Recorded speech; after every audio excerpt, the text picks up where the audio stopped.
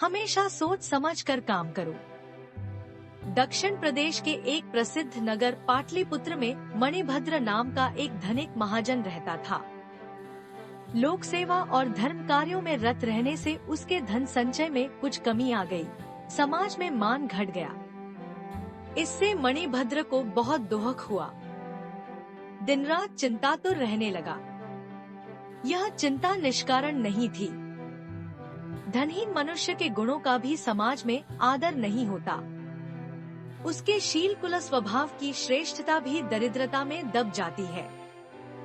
बुद्धि, ज्ञान और प्रतिभा के सब गुण निर्धनता के तुषार में कुम्हला जाते हैं। जैसे पतझड़ के झंझावात में मौलसरी के फूल झड़ जाते हैं, उसी तरह घर परिवार के पोषण की चिंता में उसकी बुद्धि कुंद हो जाती है। घर की घितेलन चावल की निरंतर चिंता प्रखर प्रतिभा संपन्न व्यक्ति की प्रतिभा को भी खा जाती है। धनहीन घर श्मशान का रूप धारण कर लेता है। प्रियदर्शना पत्नी का सौंदर्य भी रुखा और निर्जीव प्रतीत होने लगता है। जलाशय में उठते बुलबुलों की तरह उनकी मान मर्यादा समाज में नष्ट हो जाती है। निर्धनता की इन भयानक कल्पनाओं से मणिभद्र का दिल कांप उठा। उसने सोचा, इस अपमानपूर्ण जीवन से मृत्यु अच्छी है। इन्हीं विचारों में डूबा हुआ था कि उसे नींद आ गई। नींद में उसने एक स्वप्न देखा। स्वप्न में पद्मनिधि ने एक भिक्षु की वेशभूषा में उसे दर्शन दिए और कहा कि वैराग्य छोड़ दे। तेरे पूर्वजों ने मेरा भरपूर आदर किया था, इसीलिए तेरे घर आया हूँ। कल सुबह फिर इसी वेश में तेरे पास आऊंगा।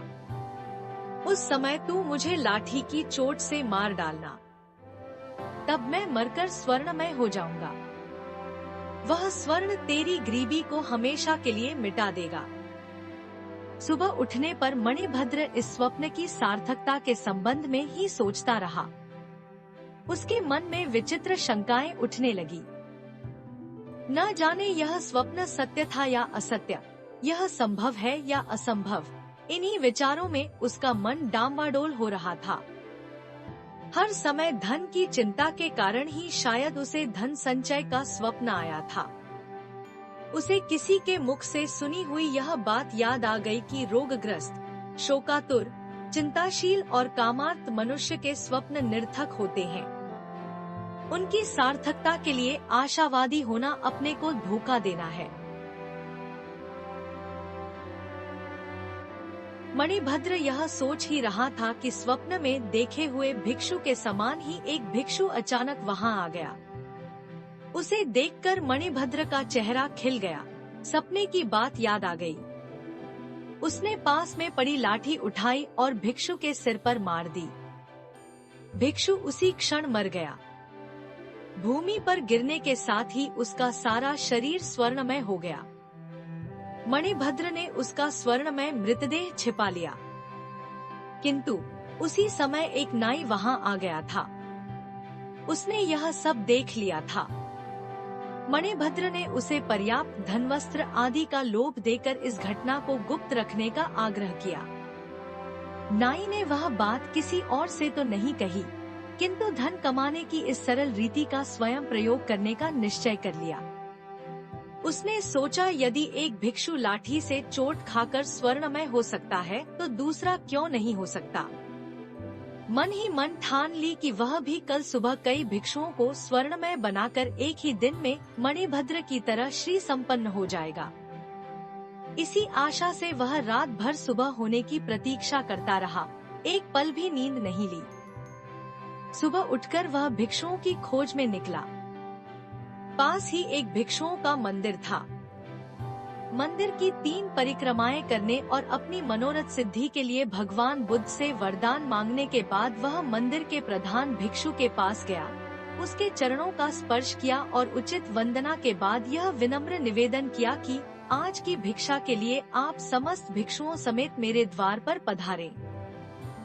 प्रधान भिक्षु ने नाई से कहा, तुम शायद हमारी भिक्षा के नियमों से परिचित नहीं हो।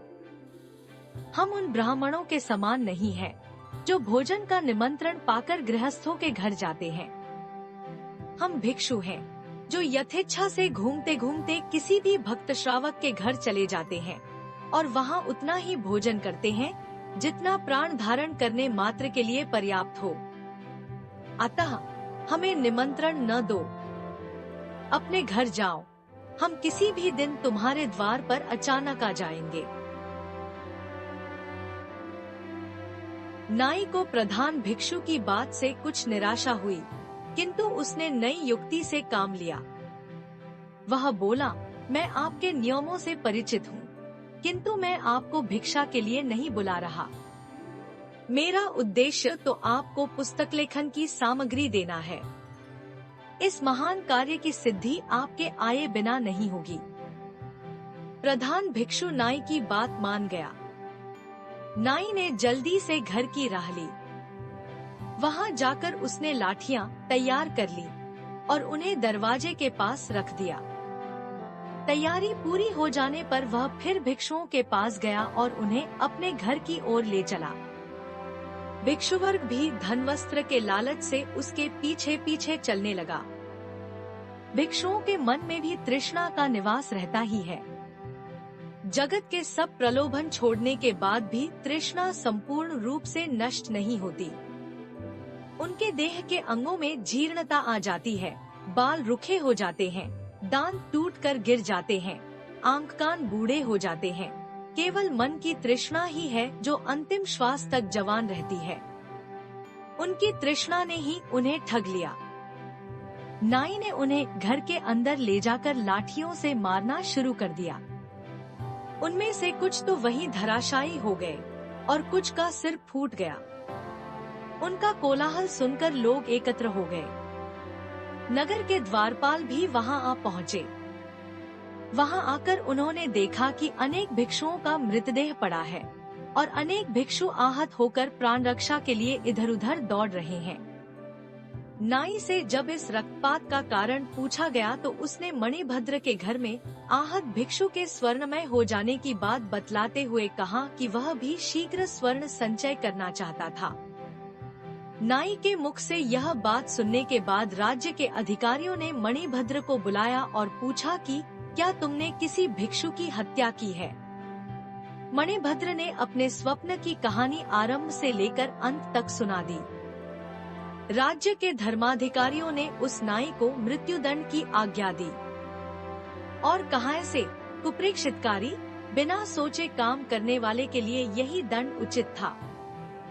मनुष्य को उचित है कि वह अच्छी तरह देखे, जाने, सुने और उचित परीक्षा किए बिना कोई भी कार्य न करे, अन्यथा उसका वही परिणाम होता है जो इस कहानी के नाई का हुआ।